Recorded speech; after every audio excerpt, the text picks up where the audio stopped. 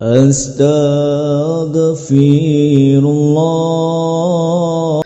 Bismillahirrahmanirrahim. Assalamualaikum warahmatullahi wabarakatuh.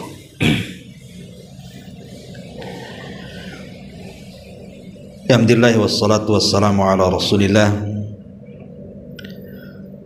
wa ala alihi wa sahbihi wa mawalah wa la hawla wa la quwata illa billahi wa ba'du.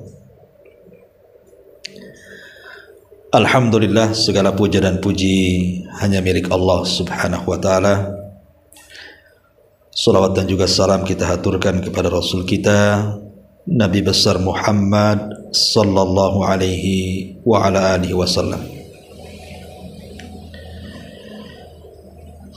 Alhamdulillah, di siang hari ini kembali kita bisa duduk untuk berthalabul ilmi,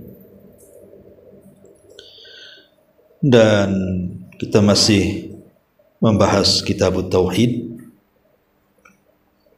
dan kita masuk pada bab ma jaa fi himayatin nabi sallallahu alaihi wasallam himat tauhid wa saddihi turuqa asyirki. Penjelasan Nabi sallallahu alaihi wasallam terhadap pagar atau sekitar tauhid dalam penjagaan dan menutup pintu-pintu kesyirikan.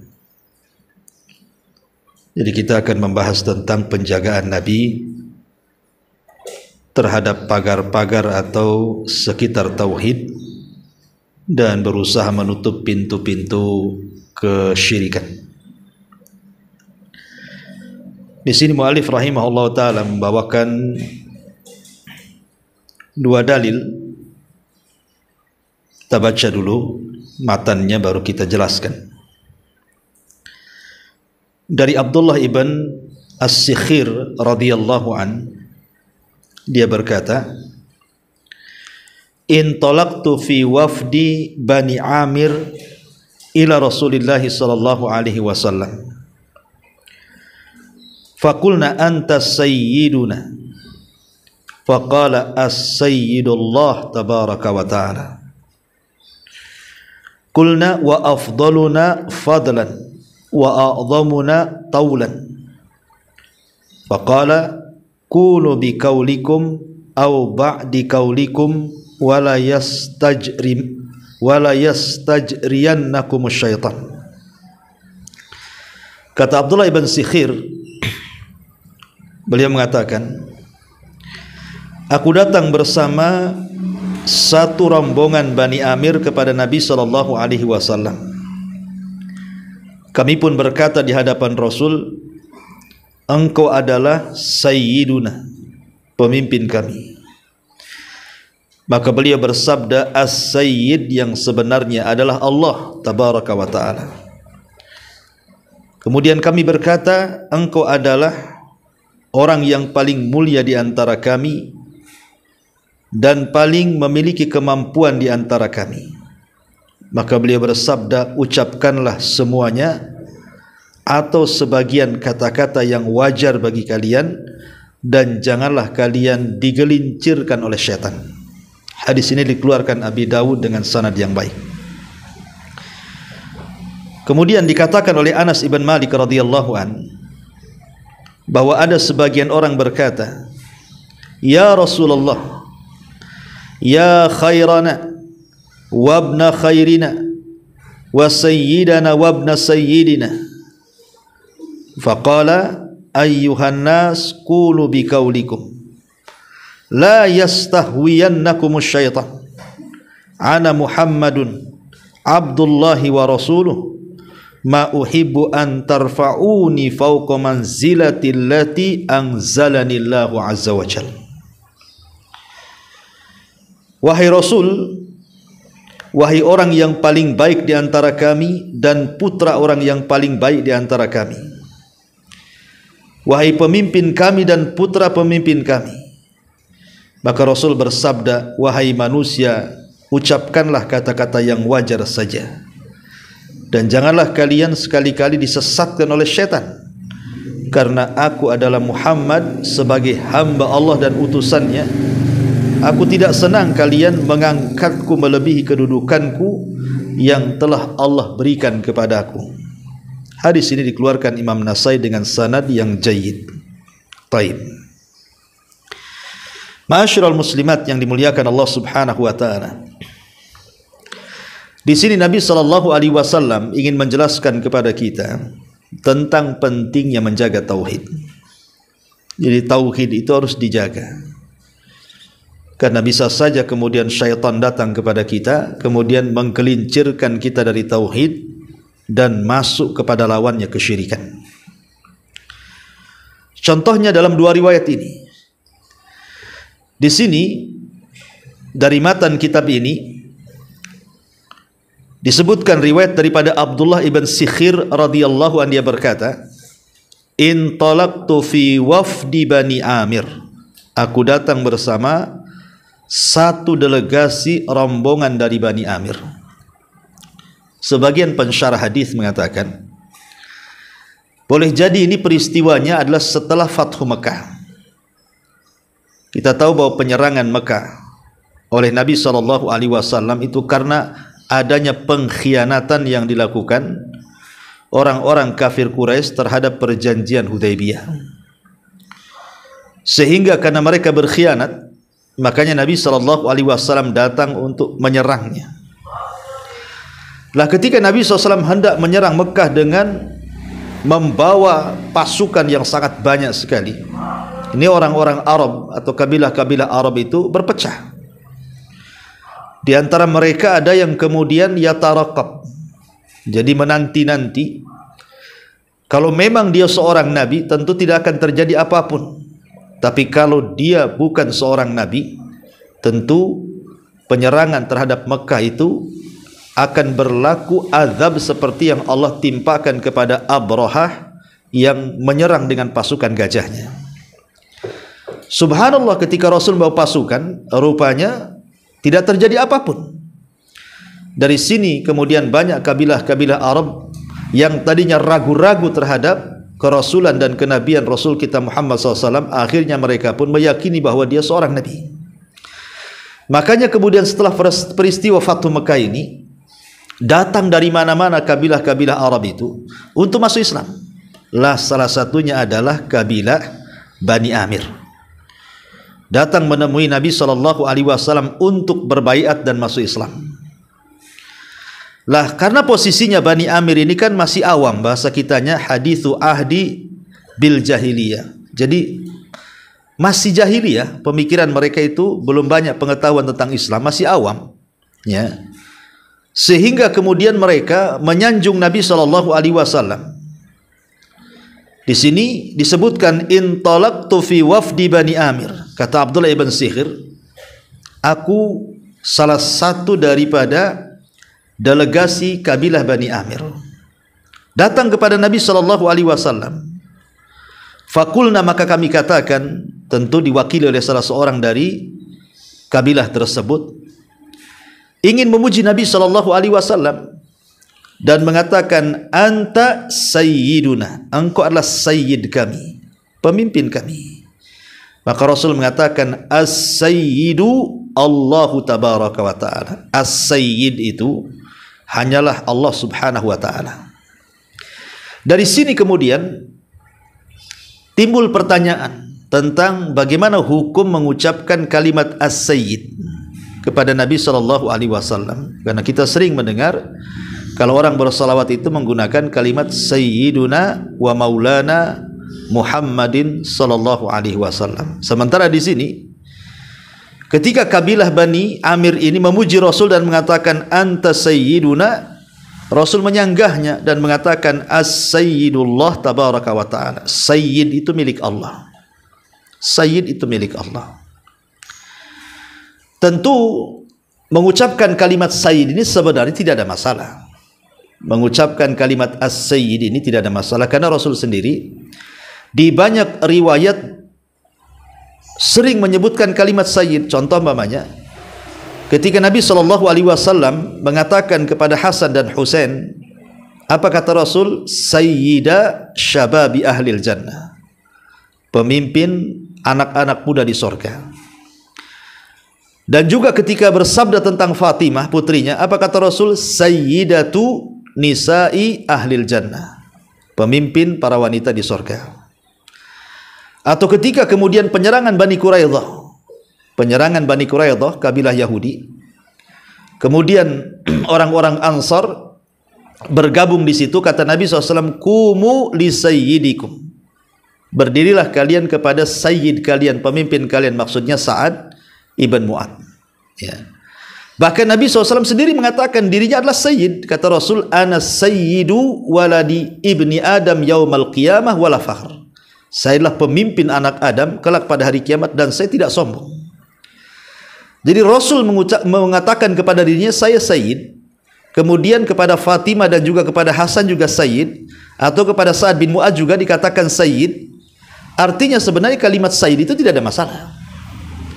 Tapi kenapa ketika Bani Amir ini ngomong kepada Nabi SAW, anta sayyiduna, engkau adalah pemimpin kami, tiba-tiba Rasul mengatakan as-sayyidullah tabaraka wa ta'ala, ya, was-sayyid sebenarnya adalah Allah subhanahu wa ta'ala. Apa maksudnya Rasul mengatakan seperti itu, menyanggah perkataan Bani Amir? Maksudnya begini, kabilah Bani Amir ini kan masih awam, ya, masih awam, mereka masih dekat dengan kekufuran, dengan kesyirikan, karena mereka kan datang baru masuk Islam, artinya belum banyak pengetahuan tentang tauhid, belum banyak pengetahuan tentang Islam, ya.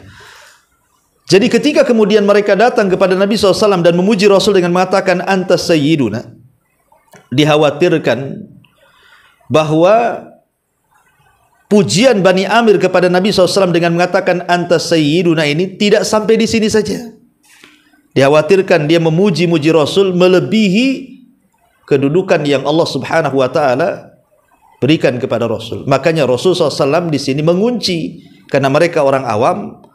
Makanya Rasul mengatakan as-sayyidu Allahu tabaraka wa ta'ala, sebenarnya pemimpin itu adalah Allah Subhanahu wa ta'ala.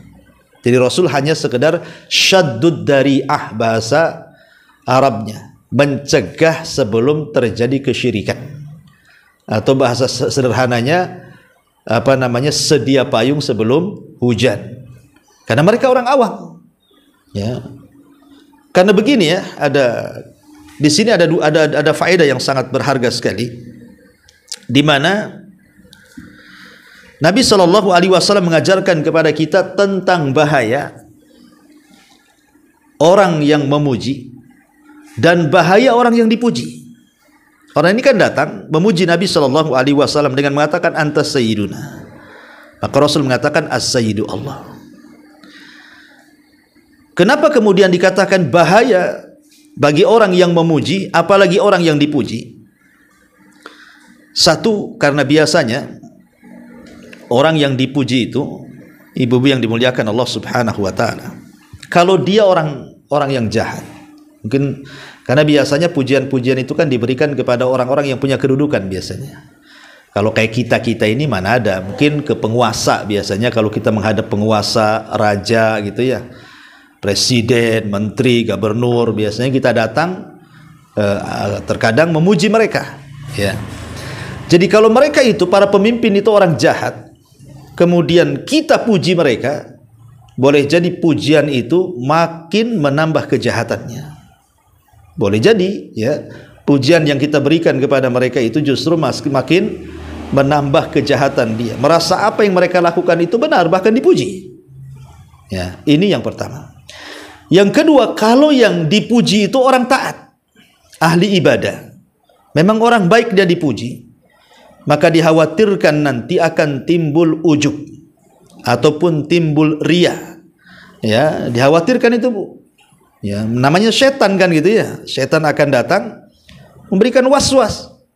Akhirnya dia jadi sum'ah, dia jadi riya, atau dia jadi ujub gitu, dan ini bisa mencelakakan orang yang ahli ibadah tersebut. Ya.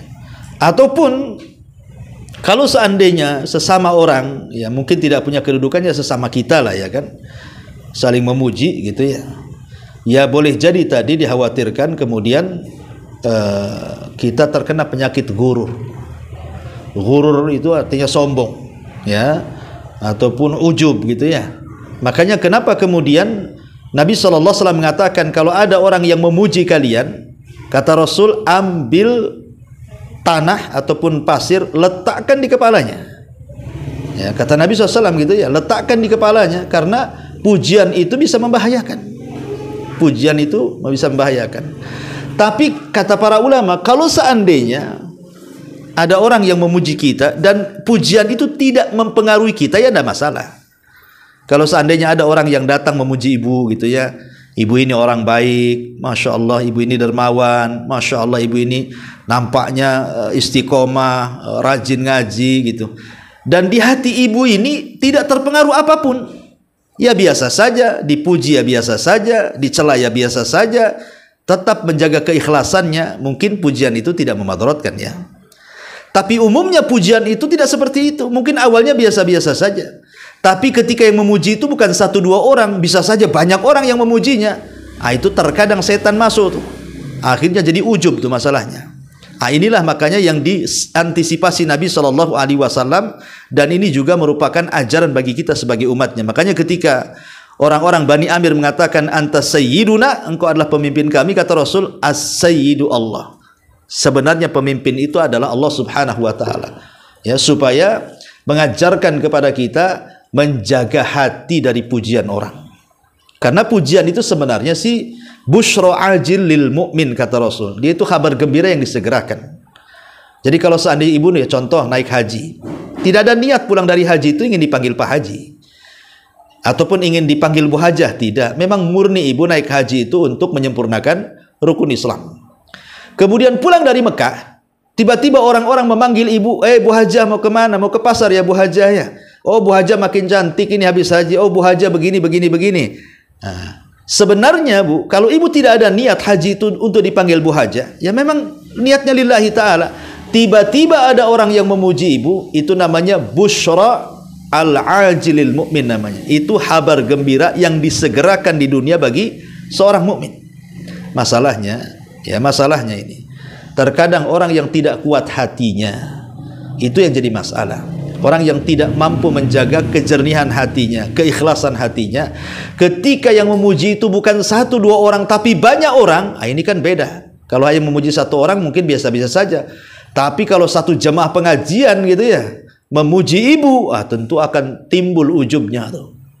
Ya, timbul ujubnya. Seperti ada mamanya ibu ngadakan acara gitu ya, pengajian atau apa gitu kan. Kemudian banyak orang memuji ibu. Ya kalau ibu memang niatnya hanya untuk ngumpulin orang ngaji dapat ilmu, alhamdulillah dapat pahala kan Bu. Tapi kalau tujuannya hanya untuk ria-riaan dan begitu seterusnya, ini kan dapat dosa kan gitu ya. Jadi itulah yang diajarkan Rasulullah SAW ketika menutup pintu celah, jangan sampai ada kesyirikan di sini. Bukan berarti mengucapkan as-sayyid itu dilarang, tidak. Mengatakan sayyiduna itu tidak dilarang. Ya, ketika Nabi SAW mengatakan as-sayyidu Allah, hakikat pemimpin itu Allah, hanya ingin mengajarkan kepada kita untuk menutup celah-celah. Jangan sampai kemudian orang itu dari mulai mengucapkan sayyiduna, bisa saja kemudian mengucapkan yang lainnya, yang justru kemudian mengangkat derajat Rasul di atas derajat yang sudah dianugerahkan Allah Subhanahu wa taala kepadanya. Inilah segi tauhidnya. Karena begini Bu, itu kan bahaya bagi orang yang dipuji. Nah sekarang bahaya bagi orang yang memuji. Bahaya bagi orang yang memuji itu Bu, karena orang yang memuji itu hakikatnya dia sedang merendahkan dirinya. Orang yang memuji itu hakikatnya dia sedang merendahkan dirinya di hadapan orang yang dipuji, itu masalahnya. Iya, kalau seandainya pujiannya itu hanya sebatas itu saja, dikhawatirkan pujiannya itu sampai menjurus kepada kesyirikan seperti yang dialami orang-orang Nasrani ketika mereka memuji Nabi mereka Isa bin Maryam, melebihi kenabian yang Allah anugerahkan kepada Isa, sampai akhirnya meletakkan di atas ketuhanan dan mengatakan dia adalah anak Allah, dia adalah satu di antara tiga Tuhan, atau Isa itu Tuhan itu sendiri. Makanya Rasul tegas mengatakan la tutruni kama atarati an-nasara Isa ibn Maryam. Janganlah kalian memujiku melampaui batas seperti orang-orang Nasrani memuji Isa ibn Maryam. Katakanlah saya ini hamba Allah dan Rasulnya. Ya. Kemudian sekarang pembahasan ilmiah adalah bagaimana cara menjamaknya. Ya, menjamak riwayat-riwayat ini kan seolah-olah bertentangan kan. Hadis ini Nabi SAW ketika dikatakan anta sayyiduna, engkau pemimpin kami, Rasul menyanggah dan mengatakan as-sayyidu Allahu tabaraka ta'ala. As-sayyid itu adalah Allah. Di sisi lain Rasul SAW mengatakan saya adalah sayyid waladi ibni Adam. Saya adalah pemimpin semua anak-anak Adam pada hari kiamat dan saya tidak sombong. Atau ketika mengatakan kepada Hasan dia adalah sayyid, pemimpinnya anak-anak muda di sorga. Kepada Fatimah, anda ini pemimpin para wanita di sorga. Kepada Sa'ad ibn Mu'ad, berdirilah kepada sayyid kalian. Bahkan Abu Bakar Siddiq radhiyallahu anhu pernah dipuji Umar. Dan Umar mengatakan Abu Bakrin sayyiduna a'taqa sayyidana. Abu Bakar itu pemimpin kami dan dia memerdekakan pemimpin kami, maksudnya Bilal. Bagaimana cara menggabungkannya? Yang satu Rasul membiarkan orang mengucapkan sayyid. Di sini Rasul justru mengatakan jangan katakan sayyiduna, tapi sayyid itu adalah Allah Subhanahu wa taala. Sebagian para ulama membawa bahwa hadis ini larangan tidak sampai ke taraf haram. Ya, kalimat sayyid kepada Rasul itu hukumnya makruh saja, tapi tidak sampai haram. Kenapa? Karena Rasul mengatakan dirinya sayyid. Ini satu pendapat ulama. Pendapat yang kedua, maksudnya Nabi SAW ingin mengatakan kepada kita bahwa hadis ini adalah hadis memansuh semua yang sudah diucapkan Rasul. Seperti Rasul mengatakan Hasan Husain sayyid, pemimpin pemuda ahli sorga. Fatimah pemimpin para wanita di sorga. Sa'ad bin Mu'ad pemimpin Ansar. Abu Bakar pemimpin yang memerdekakan pemimpin kami. Maka ini semua sudah dihapus dengan hadis ini. Awalnya dibolehkan, kemudian dilarang. Ya, tetapi ini pun dibantah para ulama. Kenapa? Karena ucapan Umar bin Khattab radhiyallahu an kepada Abu Bakar dan mengatakan Abu Bakrin sayyiduna a'taqa sayyidana. Abu Bakar adalah pemimpin kami yang memerdekakan pemimpin kami Bilal. Ini kan diucapkan setelah meninggalnya Nabi. Ya, walaupun ucapan Nabi ini kan di tahun ke-9 Hijriah, artinya kan ucapan-ucapan sebelumnya itu dimansuh, dihapus dengan hadis ini. Tapi kan Umar mengucapkan setelah wafatnya Rasul, artinya kan boleh mengucapkan sayyid. Makanya kalau seandainya hadis ini memansuh, menghapus hukum sebelumnya, maka ini tidak benar kata ulama. Ya. Lalu apa sebenarnya yang dimaksudkan? Ada sebagian ulama mengatakan bahwa boleh kita mengucap kalimat sayyid ini, tetapi kepada orang-orang tertentu. Tidak semua dikatakan sayyid. Orang-orang tertentu. Kalau memang dia dikatakan sayyid tidak mempengaruhi hatinya, ya tidak masalah. Tapi kalau dikatakan sayyid sampai terpengaruh hatinya kemudian ujub, ini nggak boleh. Karena tidak semua orang dibilang sayyid. Tetapi wallahu alam, pendapat yang kuat wallahu alam dari semuanya adalah kalau dikatakan menggunakan alif lam as-sayyid gitu ya, pakai alif lam, as-sayyid berarti yang dimaksud as-sayyid itu ismun min asmaillah. Dia adalah nama dari nama-nama Allah. Tidak boleh kita mengucapkan kepada orang dengan menggunakan alif lam. As-sayyid, tidak boleh. Karena as-sayyid itu nama daripada nama-nama Allah. Sebagaimana Rasul mengatakan as-sayyidu Allah tabaraka wa ta'ala. Sayyid itu hanyalah Allah azza wa jalla. Tapi kalau tidak menggunakan alif lam, sayyid gitu saja, bukan as-sayyid, dan diidhafahkan. Ya, maksudnya diidhafahkan itu disandarkan kepada kalimat yang lainnya, seperti sayyidu waladi ibni Adam, pemimpin anak Adam, atau sayyid syababi ahlil jannah, pemimpin anak muda di sorga, kepada Hasan dan Husain, atau sayyid nisa'i ahlil jannah, pemimpin wanita di sorga, seperti ucapan Rasul kepada Fatimah, atau ucapan Rasul kepada orang-orang Ansar ketika menyerang Bani Quraidah, kumu li sayyidikum, ya, berdirilah kepada tuan kalian, maksudnya Sa'ad bin Mu'ad.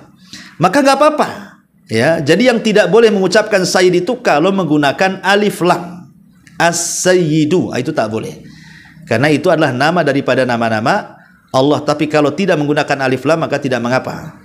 dalam bahasa Arab itu kalau dinakirahkan itu tidak apa-apa tanpa alif lam. Tapi kalau dimakrifatkan itu yang tak boleh ketika menggunakan alif lam. Taib. Kemudian di sini Nabi SAW kemudian sahabat Abdullah ibn Sihr mengatakan kembali, kulna, kami katakan, afdaluna fadlan wa a'dhamuna taulan. Dan kami katakan, wahai Rasul, engkau adalah orang yang paling mulia di antara kami, dan engkau orang yang paling memiliki kemampuan di antara kami. Kalimat taulan itu maksudnya yang memiliki kekayaan, ya. Lah kata Nabi SAW, qulu bi kaulikum au ba'di kaulikum. Kalau seperti ini tidak ada masalah. Mengucapkan pujian kepada Nabi SAW dan mengatakan Rasul itu orang yang paling mulia, ya memang dia orang paling mulia di antara kita. Atau yang paling memiliki kemampuan, ya, karena Rasul itu orang paling zuhud, paling takwa, paling beramal, paling banyak pahalanya, nggak ada masalah, ya, nggak ada masalah, ya. Tetapi walaupun demikian, la yastajriyannakumus syaitan. Walaupun demikian, kata Nabi SAW, sebaiknya dihindari, khawatir kalian digelincirkan syaitan. Khawatir kalian digelincirkan asyaitan. Dari sini kita tahu pelajarannya adalah, ya, jangan sampai memuji berlebihan. Jangan sampai memuji berlebihan.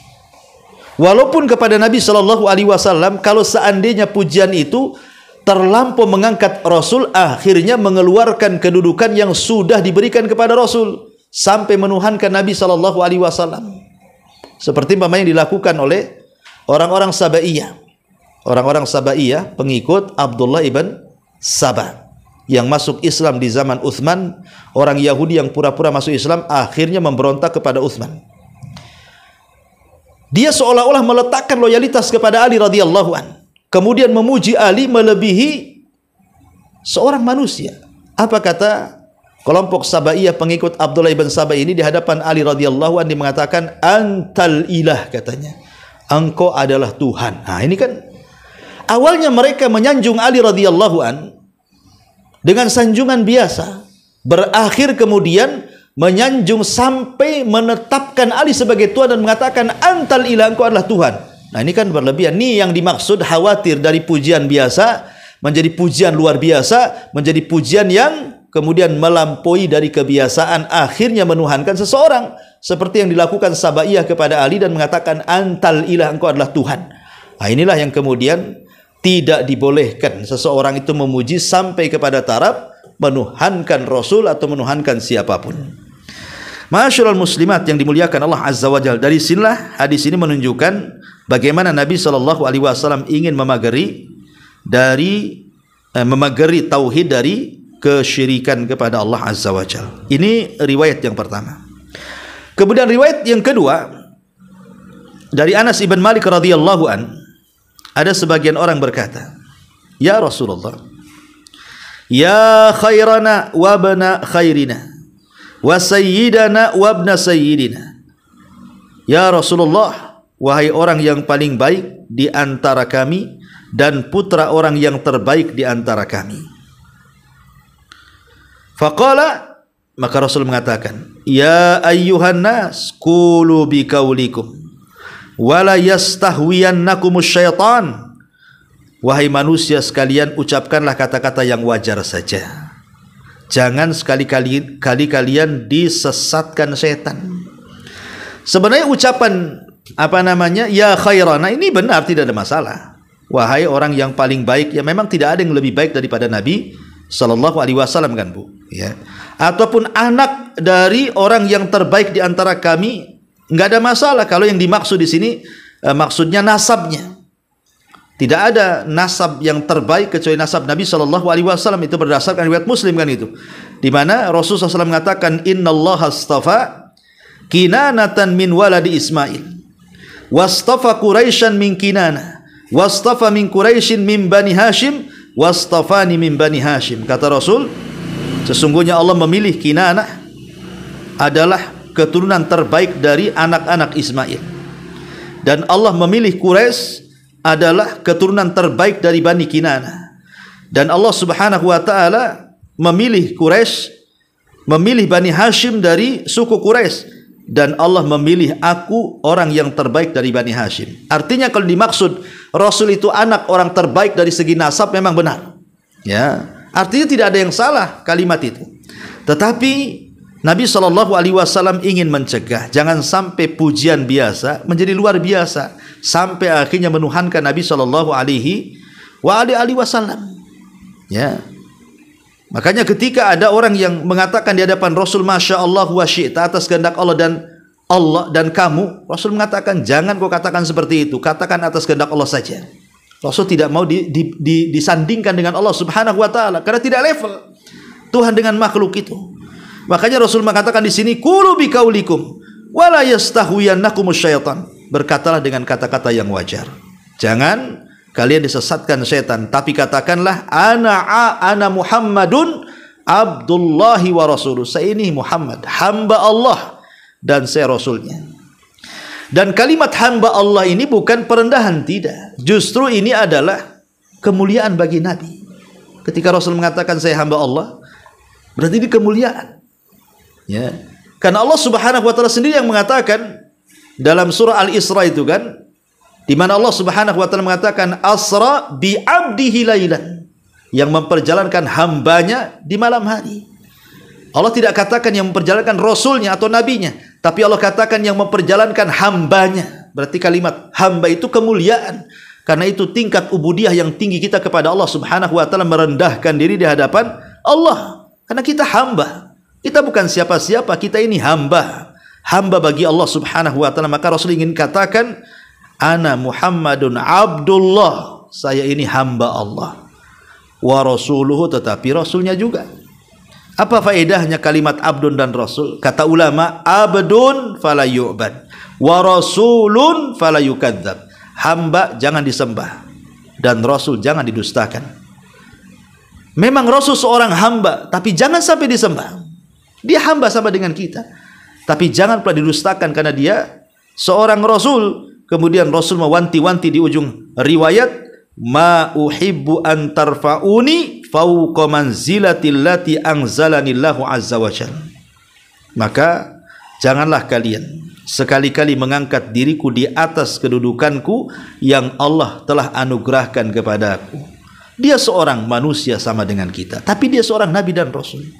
Jangan sampai kemudian kita mengangkat dia sebagai Tuhan, sebagaimana yang banyak dilakukan oleh sebagian orang-orang ekstrim ketika memuji Nabi SAW, bahwa Nabi itu adalah manusia yang bisa menyembuhkan penyakit ataupun memberikan sesuatu hajatnya yang itu mutlak milik Allah.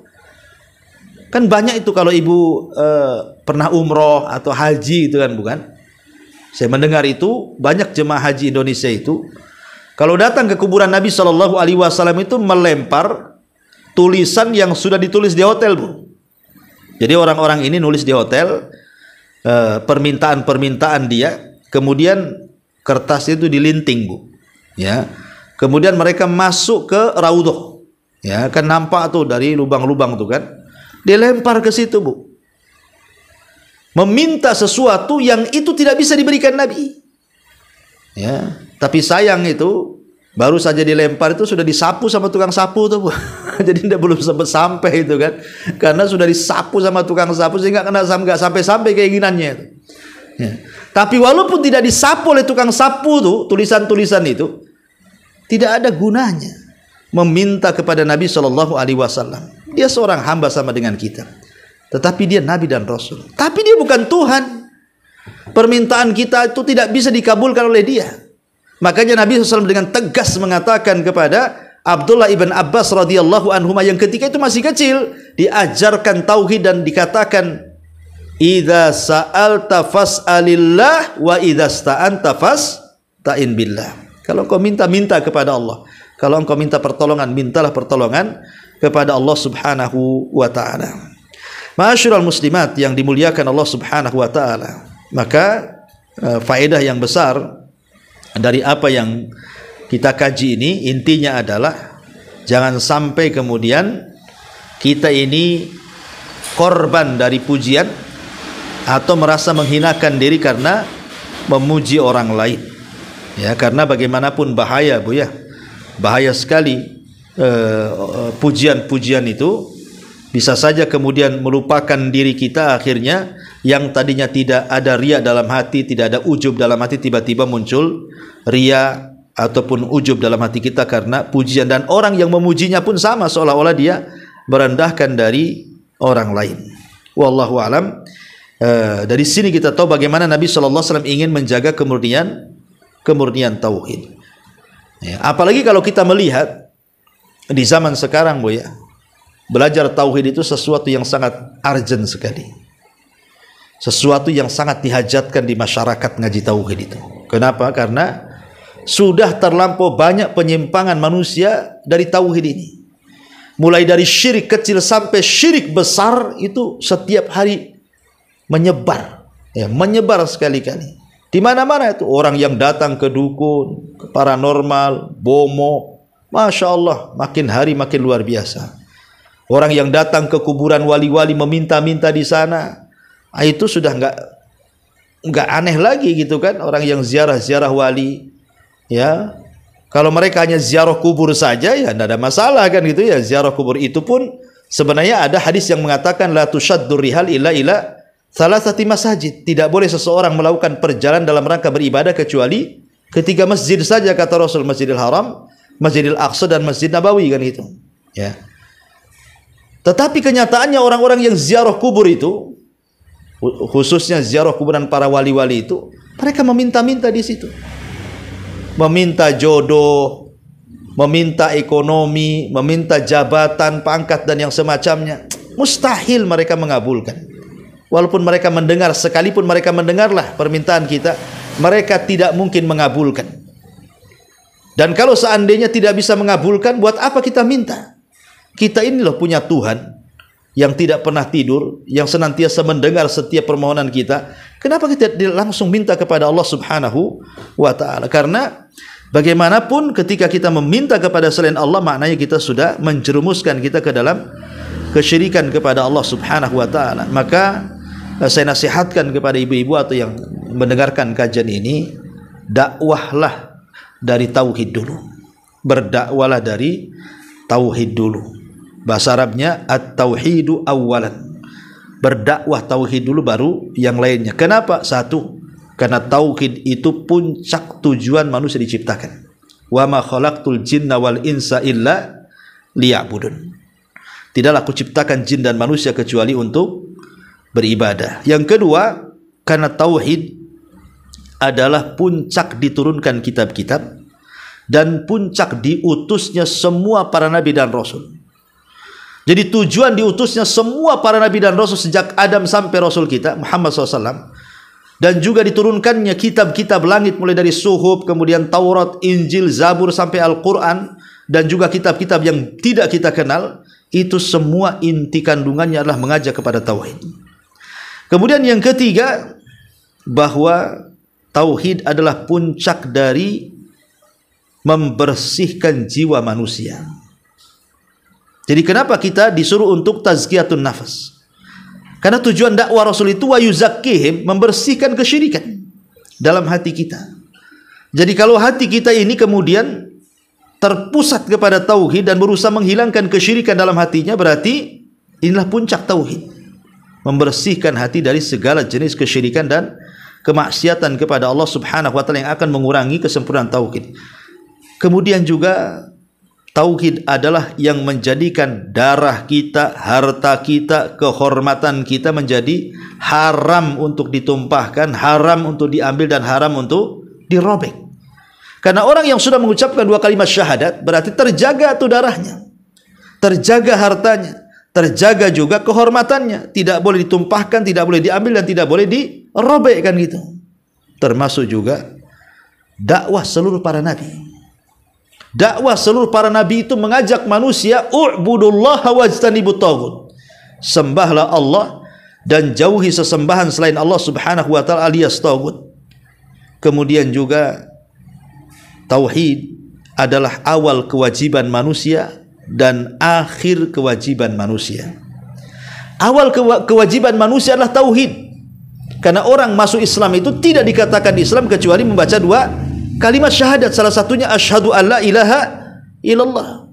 Dan juga akhir kewajiban, karena Rasul mengatakan man kana akhiru kalamihi la ilaha illallah dakhalal jannah. Siapapun yang akhir ucapannya mengucapkan kalimat tauhid la ilaha illallah, maka dijamin masuk surga. Dan yang terakhir, Allah tidak akan melihat amal siapapun. Tidak akan melihat amal siapapun, baik amal zahir ataupun batin, baik amal yang sedikit ataupun banyak, kecuali yang beramal itu berada di atas tauhid. Inilah pentingnya kita menjaga tauhid hari ini, karena sudah tergerus sedikit demi sedikit tauhid ini karena terlampau banyak kesyirikan. Apalagi dengan adanya medsos ini, betapa banyak orang-orang yang mereka buat konten itu hanya sekedar untuk riak-riaan, sum'ah-sum'ahan, ujub-ujuban, takabur-takaburan. Kan umumnya medsos itu sekarang begitu, Bu. Ya, dia buat konten-konten itu hanya riak-riaan saja, atau tujuannya hanya mencari uang saja, popularitas dan begitu saja, tanpa kemudian mengindahkan tentang urusan tauhid. Nah, ini bahaya, ya. Wallahu a'lam bishawab. Inilah diantara penjelasan singkat dari bab tentang penjagaan Nabi sallallahu alaihi wasallam terhadap tauhid. Taib sampai di sini, Bu. Kalau memang ada yang bertanya silakan.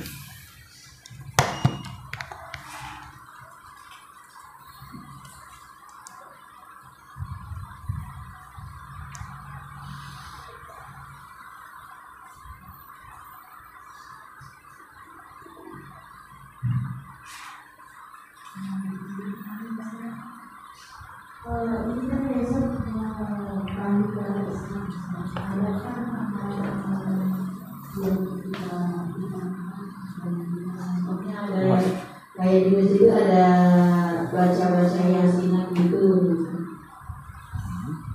Tahun baru Islam. Tahun baru Islam. Kan ada baca yasin. Iya. Bismillahirrahmanirrahim. Salatu wassalamu ala Rasulillah, amma ba'du. Ya, sebentar lagi kita akan menghadapi tahun baru Islam, kan, Bu, ya. Lalu apa yang harus kita lakukan? Karena sebentar lagi kan banyak seliwaran-seliwaran mengucapkan kalimat selamat tahun baru, ya kan, Hijriyah dan begitu seterusnya. Lalu apa yang harus kita lakukan sebenarnya apabila kita menghadapi tahun baru itu? Begini ya, Bu, ya.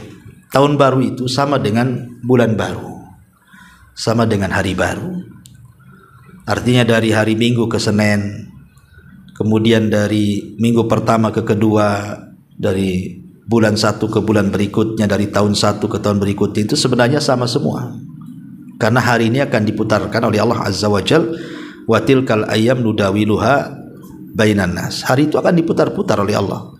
Ya, dari hari ke minggu, dari minggu ke bulan, dari bulan ke tahun. Itu kuasa Allah Azza wa Jal memutar-mutarkan hari, ya.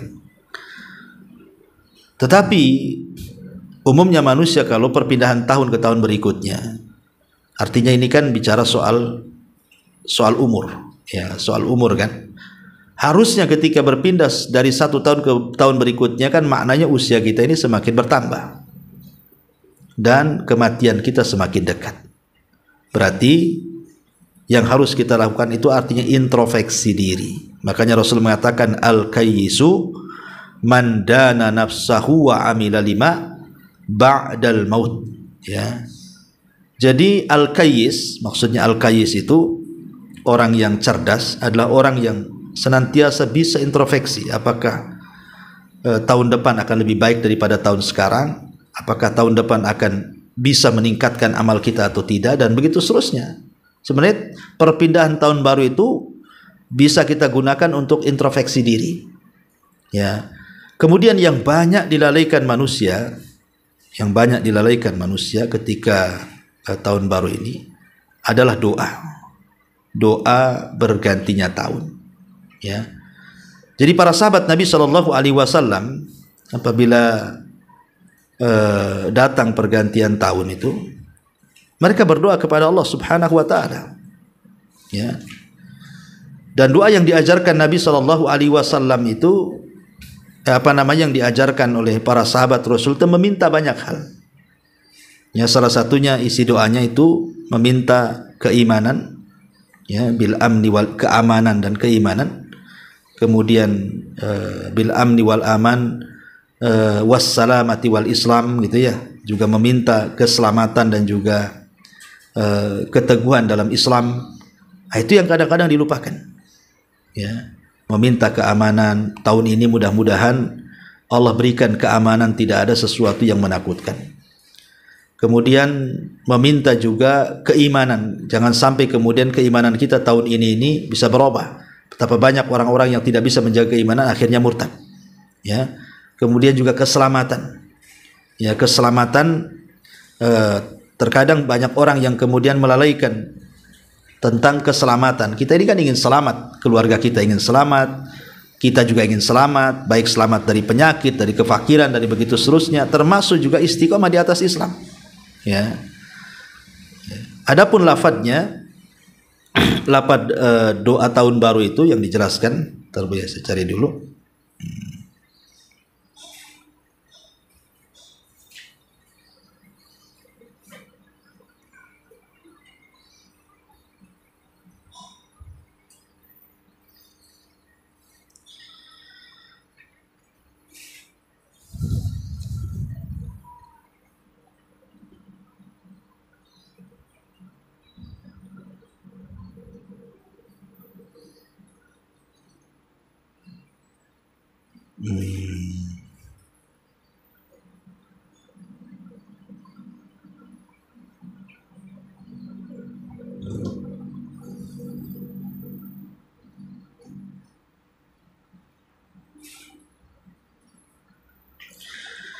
Ibu bisa hafal atau ibu bisa catat doanya yang diajarkan Nabi sallallahu alaihi wasallam.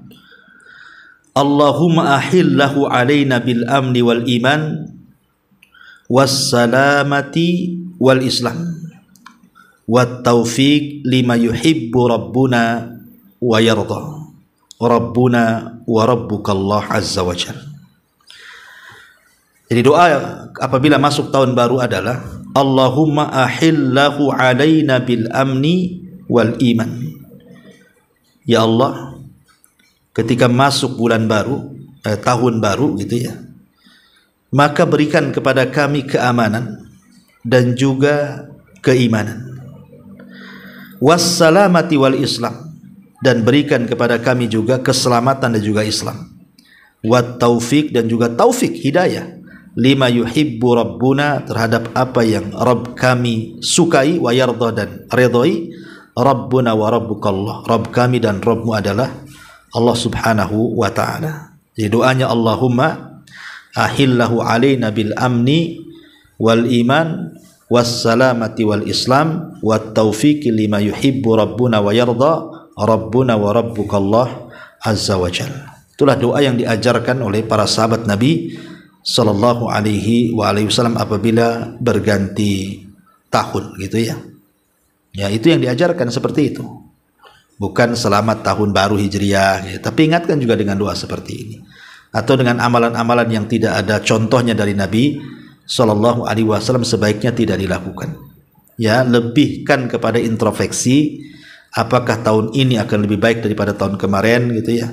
Kemudian siapkan apa yang akan kita siapkan, karena dengan bertambahnya tahun maknanya telah dekatnya kematian kepada kita. Ya, wallahu a'lam. Kemudian di sini di channel YouTube di sini ada pertanyaan di sini ya. Taib Ustadz, apakah hukum apa namanya tadi? Hukum mengucapkan kalimat sayyid ya. Kalimat sayyid kepada Nabi sallallahu alaihi wasallam.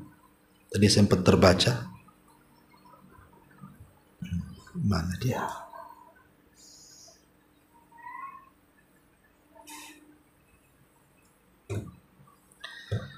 Assalamualaikum warahmatullahi wabarakatuh. Waalaikumsalam warahmatullahi wabarakatuh.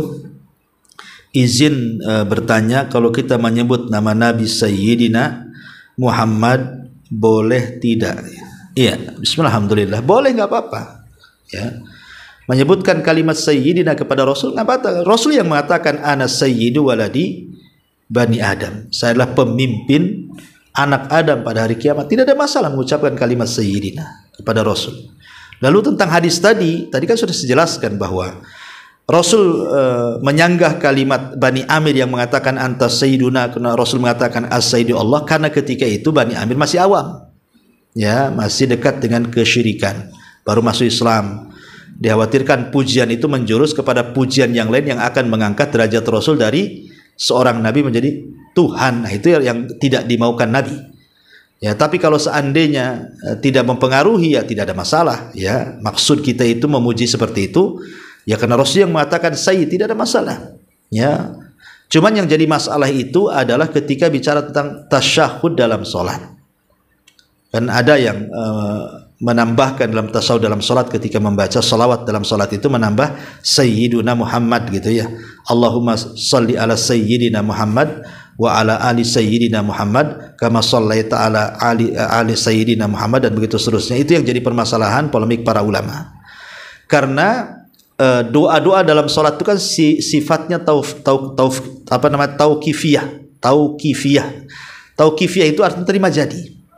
Jadi ada lafad-lafad dalam sholat itu tidak bisa diganti, seperti lafad Allahu Akbar. Tidak boleh diganti dengan lafad yang semakna walaupun bahasa Arab. Umpamanya yang semakna Allahu A'zam, itu kan sama juga artinya.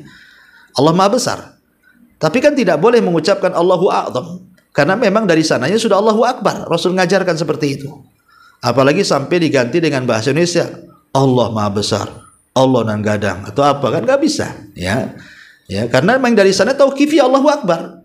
Begitu juga lafaz-lafaz salawat dalam salat itu tidak Anda dapati satu riwayat pun. Anda bisa cek semua riwayat, ya, baik Bukhari, Muslim, Abi Dawud, Tirmidzi, semua riwayat tentang penjelasan soal salawat dalam tasyahud yang dianjurkan dibaca dalam setiap salat, tidak ada lafaz sayyidina.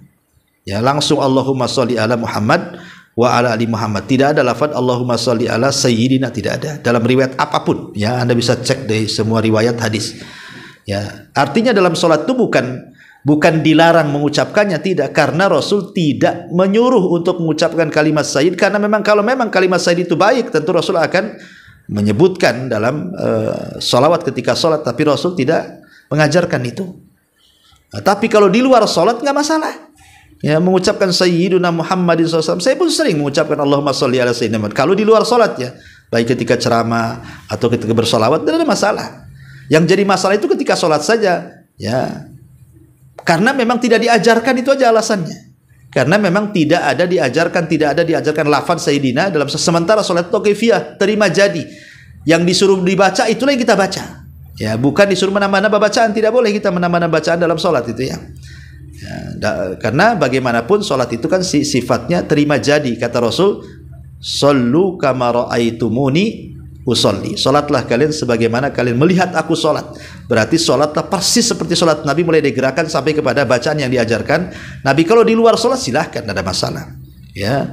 Kemudian juga di sini ada pertanyaan juga tentang jadi tidak boleh ya Ustadz kalau kita sebut seorang dzurriyyah Nabi dengan sebutan sayyid, ya. Ya nggak masalah. Tadi kan sudah katakan kalimat sayyid itu pernah diucapkan oleh Rasul kepada Fatimah, kepada Husain, bahkan kepada Sa'ad bin Mu'ad. Kemudian juga kepada Umar juga mengatakan kepada Abu Bakar sayyid, kepada Bilal sayyid, kan gitu ya. Tidak ada masalah itu. Masalahnya kan dikhawatirkan ketika kita memuji seseorang dengan menyebut kalimat sayyid, itu akhirnya menjadikan orang itu ujub, riya, takabur, dan kita yang mengucapkannya dikhawatirkan merendahkan diri, padahal kita sama di hadapan Allah, kecuali yang bedakanlah takwa. Ya, ada takwa gitu. Makanya ulama mengatakan dibawa kepada makruh saja, tidak sampai kepada haram. Atau ada yang mengatakan sebenarnya tidak makruh dan tidak haram selama pengucapannya tidak menggunakan alif lam. Bukan as-sayyidu, ya itu tidak boleh. Tapi sayyidu fulan, nah itu nggak apa-apa. Ya, hilangkan alif lamnya. Nah, langsung menggunakan sayyidu fulan. Sayyid Bani Fulan, itu tidak apa-apa. Karena kalau sudah pakai alif lam berarti itu nama Allah, tidak boleh nasabkan kepada makhluk, ya. Wallahu a'lam. Ya, saya kira cukup sampai di sini. Subhanaka bihamdika, asyhadu an la ilaha illa anta, astaghfiruka wa atubu ilaik.